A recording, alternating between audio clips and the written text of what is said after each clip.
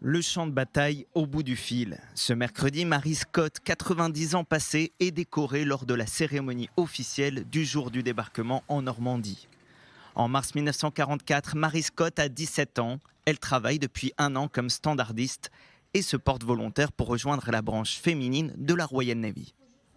Comme elle, elles sont 9 femmes qui passent un entraînement de 2 semaines posté dans le fort Sussewick, avec pour objectif coordonner le débarquement des Alliés le 6 juin 1944.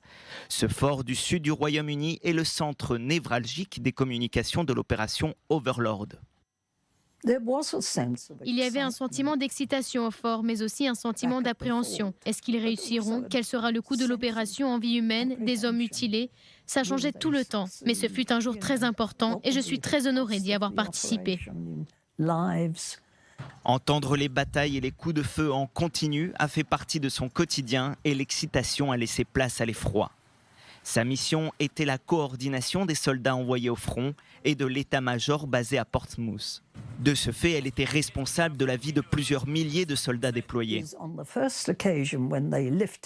Le souvenir le plus vif que j'ai de cette journée est que la première fois qu'ils ont levé leur levier pour envoyer leur réponse, j'ai pu entendre des batailles, des coups de feu bruyants. Et je savais que ces hommes étaient en guerre. Ils se battaient pour leur vie. Et soudain, vous êtes frappé par la réalité de la guerre.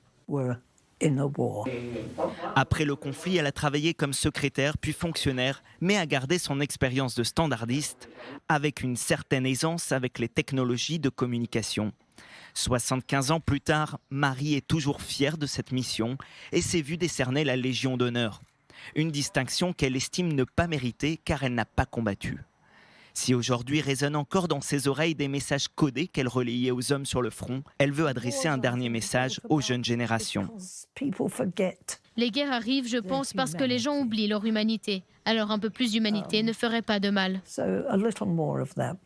Aujourd'hui, l'ancienne standardiste possède un téléphone pour les urgences, se familiarise actuellement avec un iPad et prouve que le message qu'elle passe n'est sans doute pas le dernier.